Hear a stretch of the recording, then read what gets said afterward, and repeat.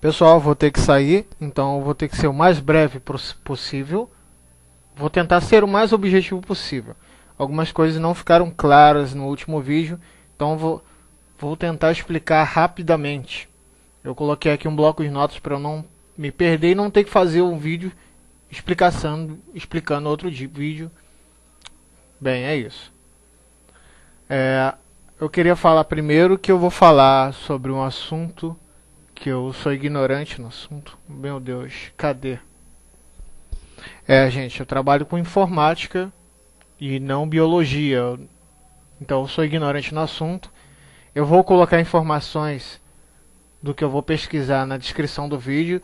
E se você for uma pessoa responsável e não entender do assunto, não tome com o que eu falei como verdade. Vai atrás dos fatos e evidências que eu vou colocar na descrição. Ok? Eu tive as pessoas interpretaram algumas coisas erradas do que eu disse.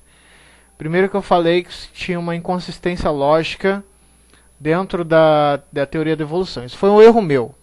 Eu quis dizer que existem inconsistências lógicas dentro de afirmações de naturalistas. Nossa.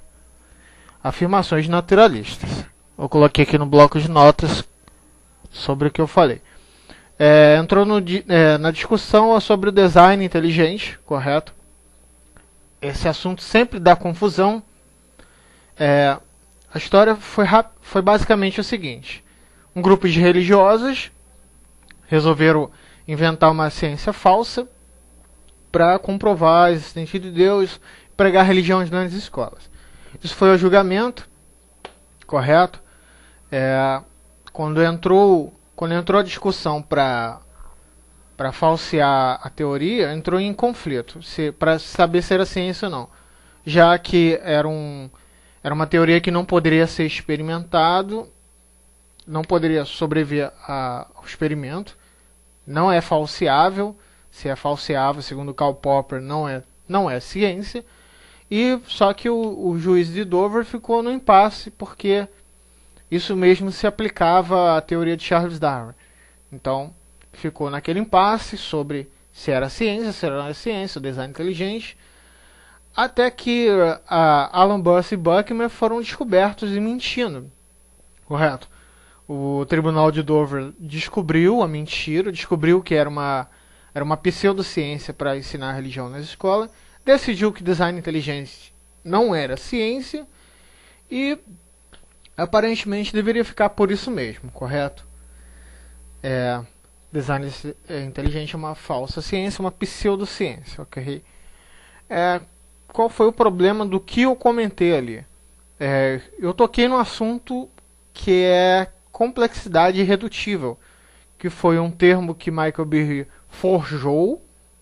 Ele inventou esse termo para atacar a teoria de Charles Darwin, para dizer que ela estava errada, alguma coisa assim. O que é isso? Para quem você que está chegando, basicamente, você que está chegando agora no assunto de paraquedas. Eu vou dar como exemplo de complexidade irredutível um copo de café com leite. É uma armadilha semântica, de um truque de palavras que Michael Behe fez. Imagine um copo de café com leite. O copo de café com leite é um sistema. Ele é um sistema. E esse sistema ele tem os organismos, que é o copo, o leite e o café, correto? Quando você junta todos esses elementos, você forma um sistema, que é o copo de café com leite. Quando você remove um desses elementos, você não pode chamar de copo de café com leite. Você está proibido de chamar você está proibido de chamar esse sistema de copo de café com leite. Remover o leite, ele não é mais copo de café com leite. Remover o café, ele não é mais copo de café com leite. Remover o copo, ele não é mais um copo de café com leite. É isso que o Michael Behe chamava de complexidade irredutível. Estou com um problema aqui no som, desculpa, pessoal. Aí tá, isso foi considerado errado, ele foi proibido de usar o termo, entendeu? Qual é o problema do que eu comentei? Eu estava comentando sobre alguns problemas que a evolução ainda não tinha explicado, por exemplo. Como que eram formados sistemas assim na natureza. Tem alguns, aí citei lá o flagelo bacteriano, que ele tem um motor, que se você remover alguma peça do motor ele não funciona também. O olho humano, se você remover algum componente, ele não funciona ou não funciona como deveria funcionar.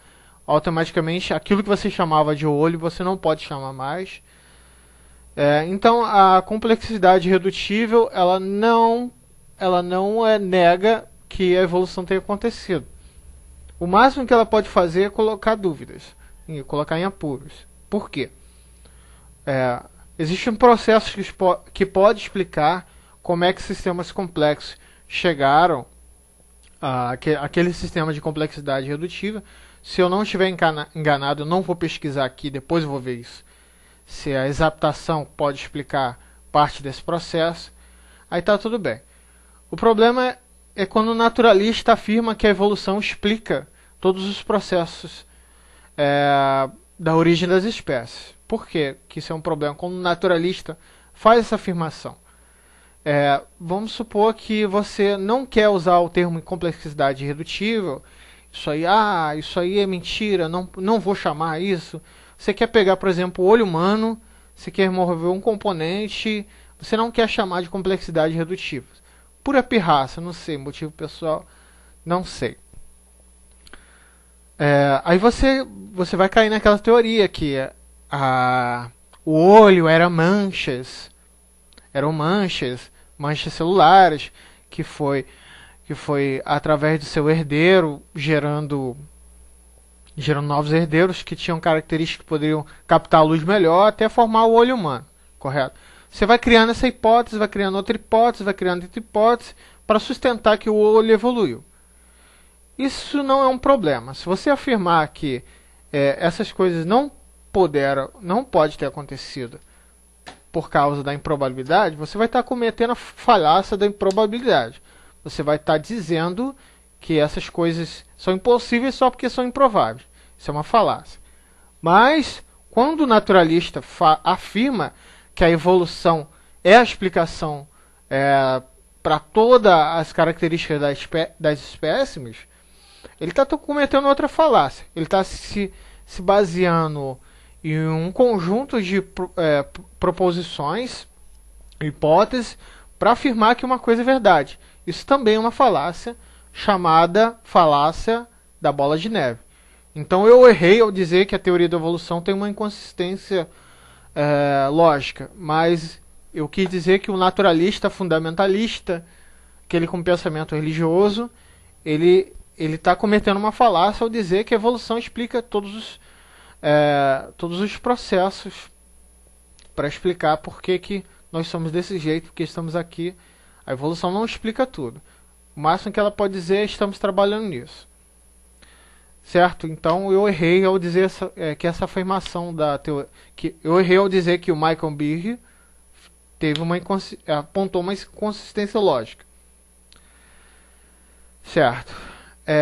Agora eu comentei sobre evolução. Eu falei que revolução é vista como por alguns como religião científica. Isso o Yuri, do Eu Ateu, falou que eu fiz uma afirmação leviana e que eu não posso sustentar isso. Essa informação não foi leviana e eu posso sustentar isso, porque foram critérios meus. Eu tenho critérios para decidir que uma crença ela tem peso religioso, porque já fui religioso e eu sei como é que um religioso se comporta e eu sei. E eu tenho esses critérios. Quais são os critérios que eu uso? Quando uma pessoa ela tem uma confiança religiosa em alguma coisa. Quando o nível de confiança nela em uma coisa é alto demais. Por exemplo, a própria teoria da evolução. Quando sua confiança nela é grande demais, a ponto de o seu comportamento, o seu modo de falar, falar como se ela fosse um fato que quando realmente aconteceu, isso eu chamo de confiança religiosa. Quando você tem acho que meu primo chegou. Maico, espera aí que eu já vou, pode entrar. Quando você tem um nível muito grande de confiança, Nisso eu chamo de confiança religiosa. Você tem fé. É uma coisa que ainda não foi comprovada, é fato. Eu sou sempre cético quanto a tudo. Foi o ceticismo que me levou ao ateísmo. E eu não vou ser diferente. Embora eu tenha uma confiança maior na ciência, eu não vou deixar de ser cético com a ciência. Eu não vou ter essa confiança religiosa que eu já tive na época que eu era religioso. Outro critério que eu tenho para ver uma crença como religiosa é quando ela tem uma verdade circular. Quando ela se baseia numa verdade circular. Pode vir, Michael, não tem problema não. Quando ela se baseia numa verdade circular. Eu vou citar um exemplo, eu não vou me aprofundar muito. Quando você fala a comunidade científica é confiável, porque a comunidade científica é confiável. Obviamente você está confundindo a ferramenta ciência com o instrumentista, o homem, que é a comunidade científica. Eu não vou me aprofundar nesse assunto, mas esse é o meu critério para definir que uma teoria, uma crença é religiosa. Para mim é isso. E esse assunto ele não é absurdo, ele não é incrível e não é novo. Apontar a teoria da evolução como uma crença religiosa. Eu vou citar nomes de pessoas dentro da comunidade que já citaram a teoria da evolução como religião, não como pela autoridade, mas para dizer que isso é um assunto antigo. Vou colocar informações na descrição. Aqui eu vou citar Karl Popper, Duane Gish, Lynn Margulis e Michael Rose. Essas são pessoas que citaram a evolução como uma crença religiosa dentro da comunidade científica. E eu só quero dizer com isso que é um assunto antigo, não é um assunto novo, não é incrível, ok? Até porque tem uma questão de falsibilidade aí. Segundo Karl Popper, uma teoria só é científica se ela tiver um enunciado possível de ser executado que falseie ela.